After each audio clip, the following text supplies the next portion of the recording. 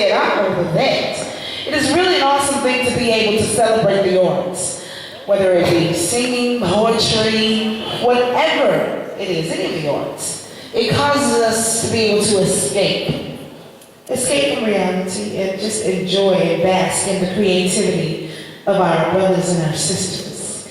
Now, I'm going to take a pause from the poetic scene for a moment, and maybe you can touch or tickle your funny bone. I'd like to welcome to the stage Mr. Lee Marvin Adams.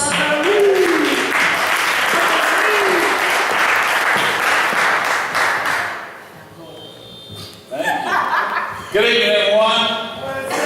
Do me a favor, please. How about another round of applause acknowledging all the talent we've seen so far? I am glad I'm out here tonight. As she said, my name is Lee Marvin Adams, and I'm not making that up. I wish I were, but that's what my mama named me. And she named me that because we had 14 kids in my family. That's not a joke. 14 kids. 7 boys, 7 girls. And when I got a little older, I realized I was named after somebody famous. And I went to my mama one day and I said, Mama, did you name me after the actor Lee Marvin? She said, yeah, baby, I did. I said, well, are you a big Lee Marvin fan or something? She said, no. I said, well, why did you name me after Lee Marvin? She said, baby, there's 14 kids in this family. You number 9 out of the bunch. By the time you came along, we was completely out of original ideas for names, and we just started naming kids after whatever was on television when I went in later. I'm just glad I Love Lucy wasn't on that night, you know? That'd be a hard one to kind of sit here and explain. But you know, y'all, is it just me or is it ringing in my head? You hear that too? Okay, because I took a Viagra about 45 minutes ago. Sometimes that means you didn't ring real bad. Especially after a shot of tequila, so I wasn't sure. But anyway, I got something to tell y'all, man. This is real cool. I have been doing stand-up comedy for about 12 years now, and I've been really blessed. I've gotten to travel all over the country, all over the world. I've been to over 30 countries, been to Africa, been to a lot of cool places. And in fact, in just a couple of weeks, I'm going on another cruise again. And I say again because I used to work with cruise lines quite a bit. And I got a shock the first time I went on a cruise ship.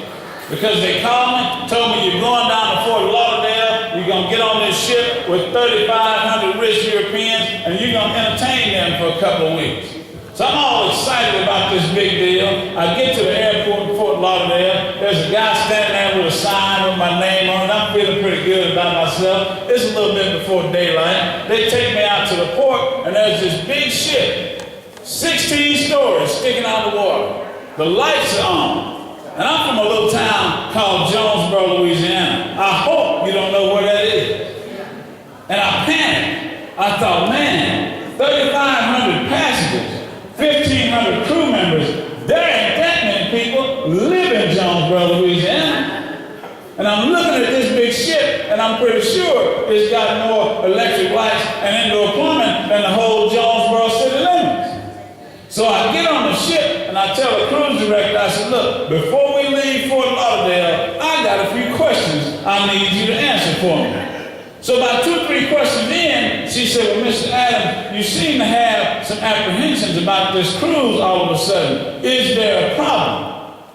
I said, well, yeah, there is. Because, you know, my ancestors' history with long boat rides ain't been that good over the centuries.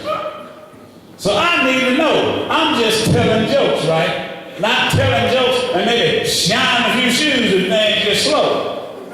And I need to know, we got enough gas to get us all the way to Aruba and back, because you know about us in deep water. We don't swim that good. So we got that straightened out now, and I'm thinking, okay, me and my wife, Shirley, we've been married about 168 dogs, is what it works out to be. It's a long time, is what I'm saying, but we're happy, and that's all that matters. But I'm thinking, I get out on this ship with 3,500 rich Europeans that ain't got nothing to do but have a good time and spend money for 2 weeks. If something happens, that ain't my fault. If I trip and fall in, I gotta fight my way out, is what I'm saying. I ain't leaving the cabin looking for it, but if something happens, I gotta do what I gotta do.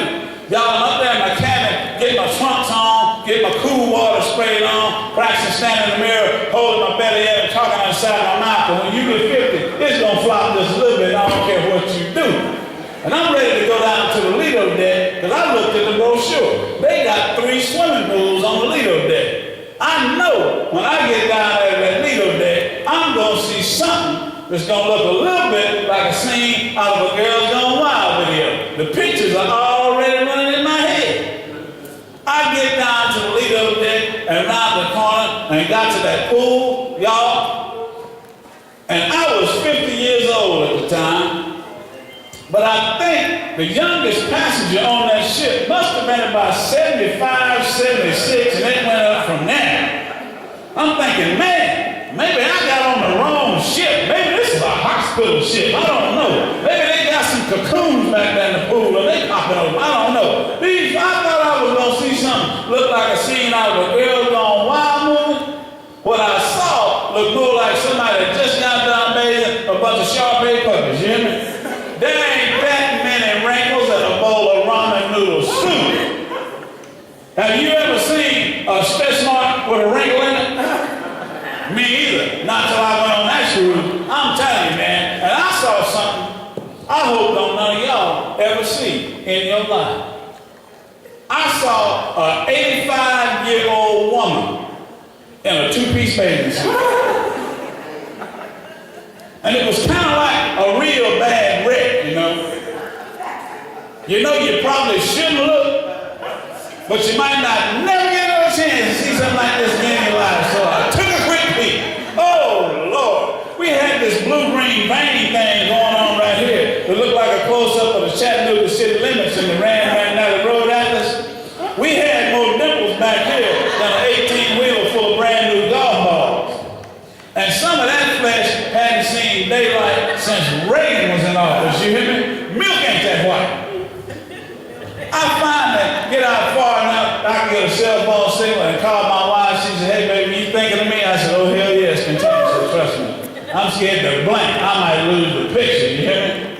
Oh, man, I was so glad I got off that shit. But let me tell you one of the other things I did. I'm going to sit down like that because I got to pee real bad. When you get old, you can't hold it no more. You can't. You can't. Oh, I know what it's like to be a young man. See, when I was a young man, I leave here headed to Dallas, the DFW airport, get to Dallas, check in, get my luggage checked, get my ticket and think, I meant to do something before I left Shreveport. Oh, I got to pee. I leave here going to DFW airport now. I got to stop in Washington. I got to stop in Longview. I'm going to stop in Canton to get my burger. And might have to stop in Terrell again before I get there. That's why old man wear dark slacks, because they dribble a little bit. You can't see as good in dark slacks. But anyway, but look, let me tell you about this, man. Several times in my life, I have gotten to go to Iraq and Afghanistan and Africa and entertain our men and women over there. And I'm going to tell you something. I don't care how you feel about the politics behind it. On December 13th, I was there when the last of the American troops got to Kuwait from Iraq on their way home, and that was a good day for everybody. You hear me? I'm so glad we got our folks away from over there. So I'm telling you, that is the hottest place on this earth. I'm telling you, but I'm gonna tell you this, man. When I went to Africa, I thought I knew what black was. Because I grew up in a predominantly black family, so I thought I knew what black was.